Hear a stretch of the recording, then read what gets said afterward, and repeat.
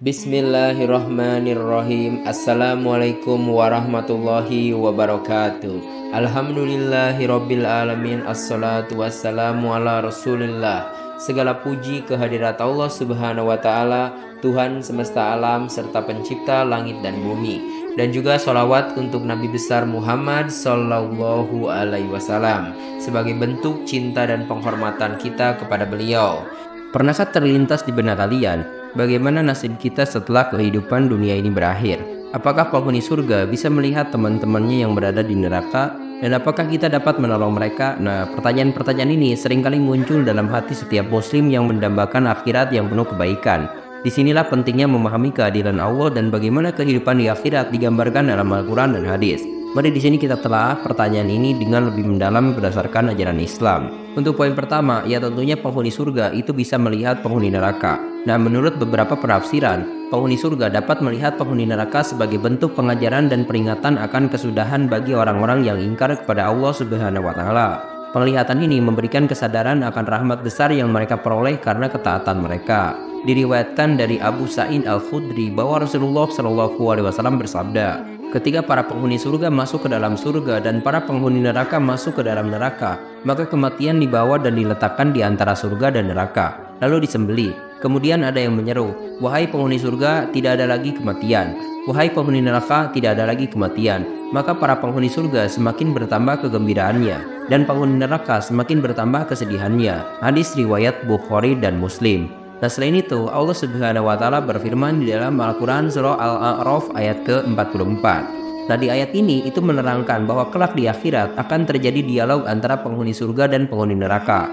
Hal ini terjadi setelah penghuni surga menetap dalam surga dan penghuni neraka sudah menetap di dalam neraka. Penghuni surga dengan segala kenikmatan dan kesenangan yang diperoleh dengan wajah berseri-seri menghadapkan mukanya ke arah penghuni neraka yang sedang menderita karena kedurhakaan dan kekafirannya kepada Allah dan kepada Rasul-Nya. Seraya berkata, sesungguhnya kami telah memperoleh apa yang dijanjikan Allah kepada kami yang disampaikan Rasul-Nya. Kami telah memperoleh kesenangan, kemuliaan yang abadi yang tidak dapat kami ceritakan bagaimana nikmatnya dalam surga. Apakah kamu sudah memperoleh azab dan siksaan? Mereka menjawab, benar.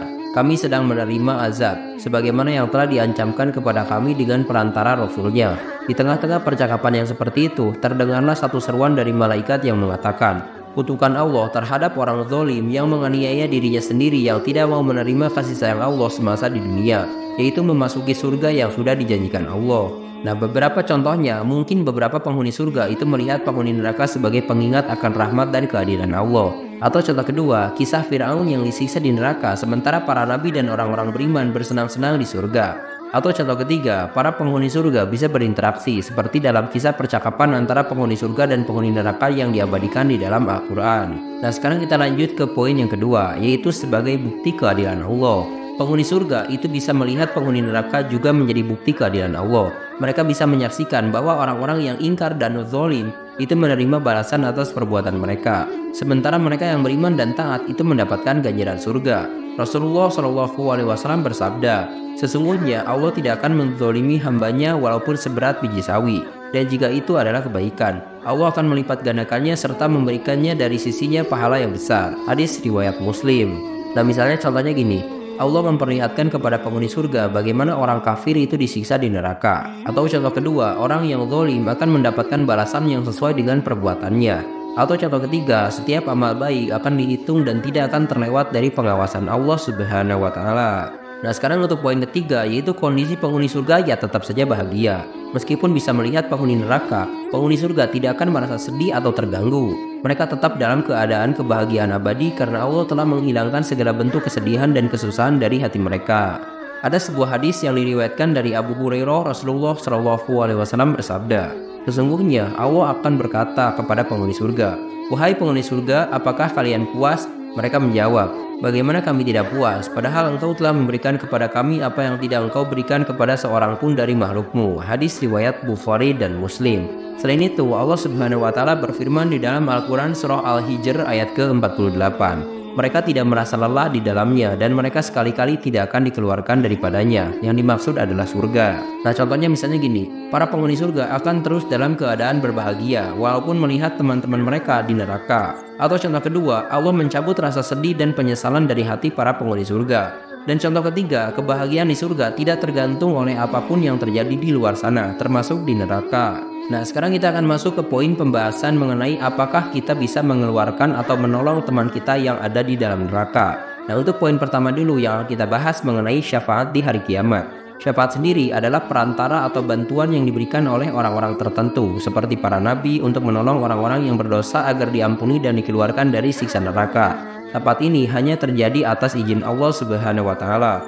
Rasulullah Shallallahu alaihi wasallam bersabda, "Setiap nabi memiliki doa yang mustajab, dan aku menyimpan doaku sebagai syafaat bagi umatku di hari kiamat." Hadis riwayat Bukhari dan Muslim. Hal ini juga berdasarkan firman Allah di dalam Al-Quran Surah Al-Baqarah ayat ke-255.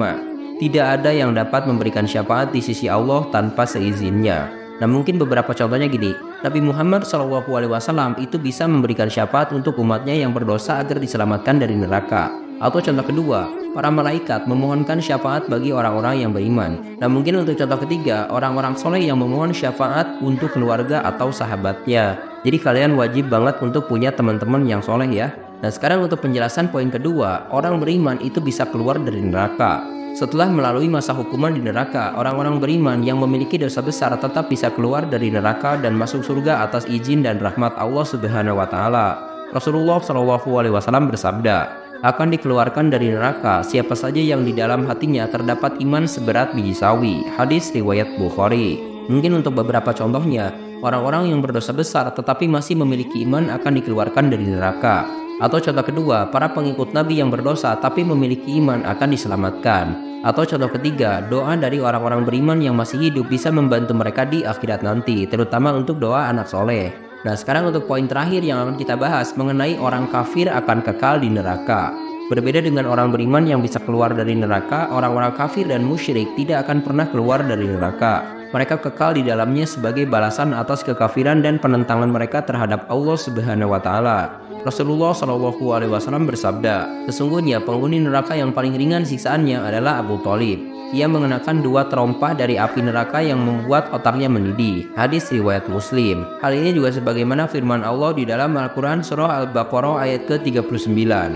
"Sesungguhnya orang-orang kafir dan orang-orang yang mendustakan ayat-ayat kami, mereka itulah penghuni neraka, mereka kekal di dalamnya." Nah, mungkin untuk beberapa contohnya yaitu Fir'aun, karena kekafirannya tidak akan pernah keluar dari neraka. Atau contoh kedua, orang-orang yang mati dalam keadaan kafir kekal di dalam neraka. Atau contoh ketiga, musuh-musuh para nabi yang menolak kebenaran juga tidak akan pernah selamat. Nah, setiap dari kita pasti menginginkan keselamatan di akhirat. Namun keselamatan itu tidak bisa diraih tanpa usaha dan keimanan. Semoga pembahasan ini bisa menjadi pengingat bahwa kita harus selalu mendekatkan diri kepada Allah Subhanahu wa taala dan memohon ampunannya agar selamat dari azab neraka dan menjadi penghuni surganya yang abadi. Teruslah berbuat kebaikan karena hanya dengan rahmatnya kita akan mendapatkan tempat terbaik di akhirat nanti.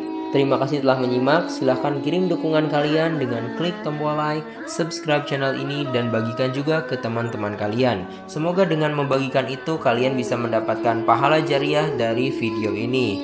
Mohon maaf bila ada kesalahan. Wabillahi taufik wal hidayah. Wassalamualaikum warahmatullahi wabarakatuh.